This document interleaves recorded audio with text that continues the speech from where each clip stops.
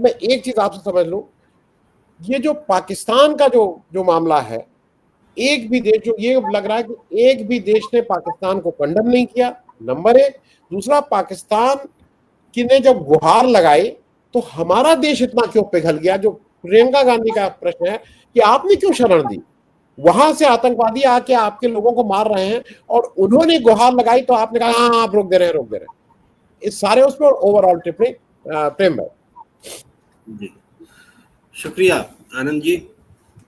देखिए, विषय तो ऐसा है कि पूरा देश संसद में नेताओं को सुन रहा है, तो हमेशा लगेगा कि बहुत बातें हो चुकी हैं, लेकिन इतनी बातें हो चुकने के बाद भी हमें लगता है और बात करना जरूरी है। तो ऐसी कौन सी बात है कि हमारा मन ही नहीं भर रहा है, हमें और सुनने और जानने की इच्छा हो रही है, और देश इस विषय को इसी उत्सुकता के साथ, इसी जिज्ञासा के साथ जानना भी चाह रहा है, समझना भी चाह रहा है कि एक तरफ नेता सदन है प्रधानमंत्री जी जो कहते हैं कि हम ही सच बोल रहे हैं, और दूसरी तरफ नेता प्रतिपक्ष हैं राहुल गांधी जी जो कह रहे हैं कि ये सच छुपा रहे हैं।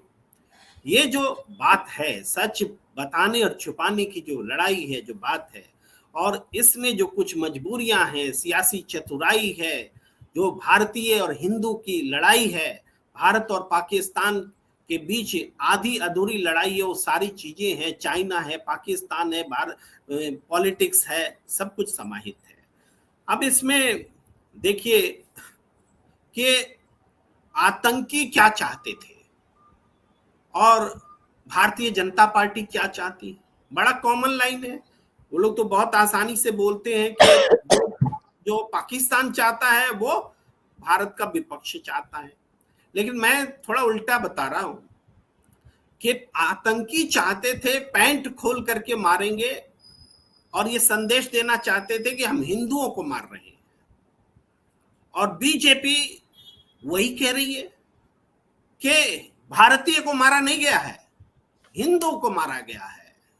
ये प्रियंका गांधी नाम लेकर बता रही है कि भारतीय को मारा गया है, भारतीय भारतीय, पूरा ऑपोजिशन भारतीय भारतीय कर रहा है, और बीजेपी कह रही कि नहीं हिंदू हिंदू हिंदू। तो आतंकी तो यही कह रहे थे। आतंकवादियों की भाषा और भारतीय जनता पार्टी की भाषा दोनों एक हो गई, दोनों एक हो गई। इस बात को समझने की भी जरूरत है और समझाने की भी जरूरत। इससे लड़ाई की दिशा और लड़ाई को किस अंजाम तक पहुंचाना है, वो सारी चीजें इसी में निहित है कि ये हमला हिंदुओं पर हुआ, ये बदला हिंदुओं ने लिया, या ये हमला भारतीयों पर हुआ और ये हमला भारतीयों, जवाब भारतीयों का होना चाहिए था।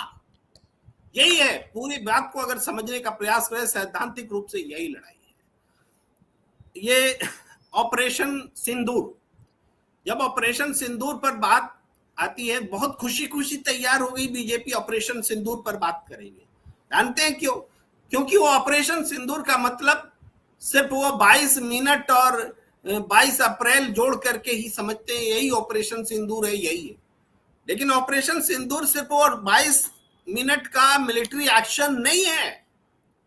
ऑपरेशन सिंदूर मिलिट्री एक्शन भी है, ऑपरेशन सिंदूर मिलिट्री एक्शन का रुकना भी है, और मिलिट्री एक्शन के रुकने और जारी रहने के बीच इंटरनेशनल डिप्लोमेसी भी ऑपरेशन सिंदूर है। तो जब हम इसका डायमेंशन खोलते हैं, देखते हैं, तो बीजेपी भागने लगती है चर्चा से। अपोजिशन जब बताता है कि ऑपरेशन सिंदूर ये है, ये क्यों रुका, बार बार प्रधानमंत्री जी ने कहा कि दुनिया के किसी भी नेता ने युद्ध रोकने के लिए नहीं कहा था। यही बात तो मोटे तौर पर प्रधानमंत्री जी ने कही, किसी नेता ने नहीं कहा था। लेकिन प्रधानमंत्री जी ये भी कहते हैं कि जेडी वेंस का फोन आया था, मैं बिजी था मीटिंग में, और मीटिंग जब खत्म हुई तो मैंने जेडी वेंस को फोन किया। भाई प्रधानमंत्री जी वो प्रोटोकॉल तोड़ रहे थे, डोनाल्ड ट्रंप मुनीर को न्योता दे करके उसको सम्मानित करने के लिए, और यहां पर प्रोटोकॉल टूट रहा था भारत को अपमानित करने के लिए। जेडी वेंस का फोन आएगा नरेंद्र मोदी को कि डोनाल्ड ट्रंप का आएगा, ये तो ऑफिशियल बातें होगी ना।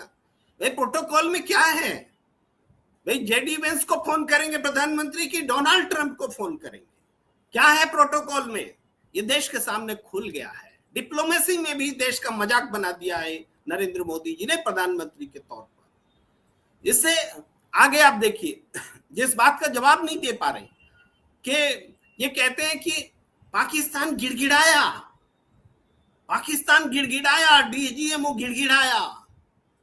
चलिए गिड़गिड़ाया तो हमने मिलिट्री एक्शन रोक दिया। ये बात उन्होंने देश के नाम संबोधन में भी कही थी और मोटे तौर पर इसी बात को संसद में भी नरेंद्र मोदी जी ने कहा।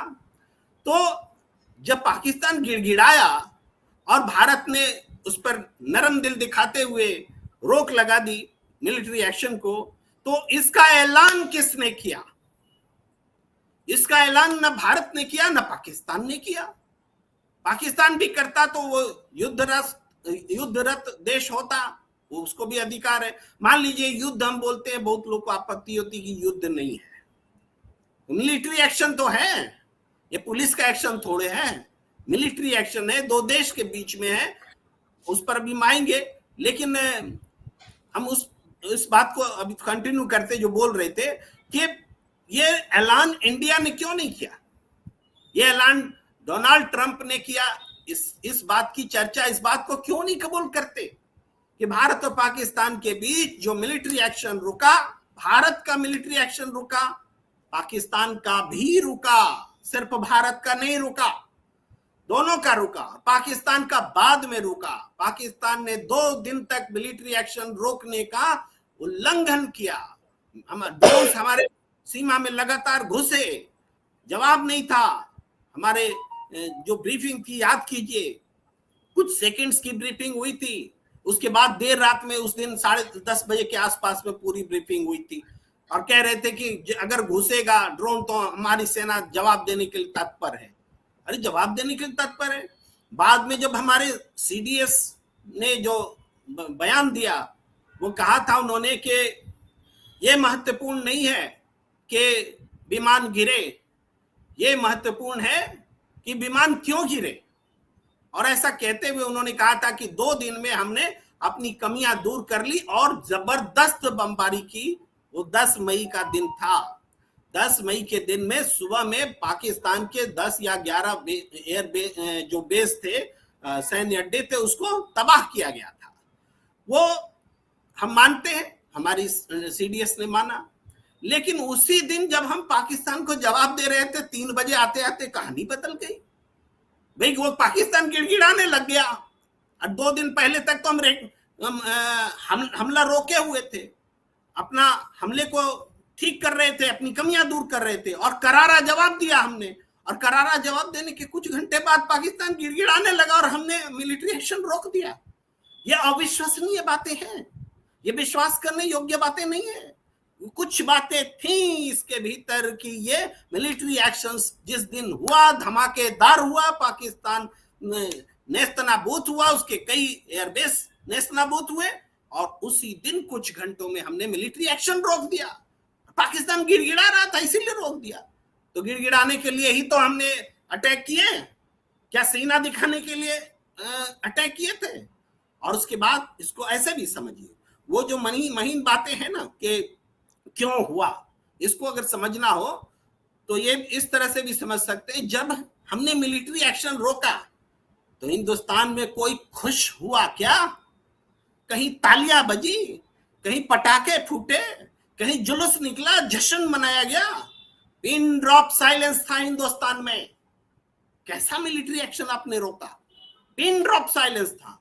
और दूसरी तरफ बॉर्डर के उस पार खुशियां मनाई जा रही थी, जश्न मनाए जा रहे थे।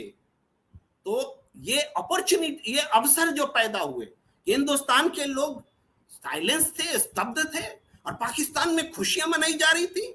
ये सिचुएशन किसने पैदा किया? ये सिचुएशन इसी मोदी सरकार ने पैदा किया।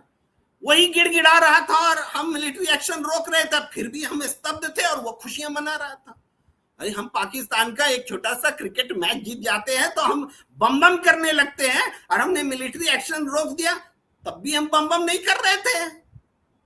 ये स्थिति थी ना। हमने बाद में कांग्रेस ने तो तिरंगा यात्रा भी निकाली, बीजेपी ने घर घर सिंदूर का कार्यक्रम रखा, सोचा कि हम इस कहीं भरपाई करेंगे। लेकिन हाँ, वो भी वापस लेना पड़ा उनको। प्रेम भाई कंक्लूड करिएगा, एक एक लास्ट राउंड का 1-1 मिनट का एक जल्दी से ले लो, कम समय हो रहा है, कंक्लूड मैं करिए। डूब गया था, बातों में डूब गया नहीं था। नहीं नहीं अच्छी, नहीं नहीं हम लोग नहीं नहीं नहीं हम सब लोग, क्योंकि एक ऐसा विषय है कि इसमें तो आप जैसा कह रहे हैं कंक्लूड कर लीजिएगा। मैं एक बहुत बहुत ही बिल्कुल शार्प, बिल्कुल, ये बात कभी भी कंक्लूसिव है, हम कहीं भी कंक्लूड कर सकते हैं, और पॉइंट्स इतने हैं कि 1 घंटा भी बोल सकते हैं, जी तो जी इसको हम यहीं पर मैं रोक सकते हैं। जी, धन्यवाद।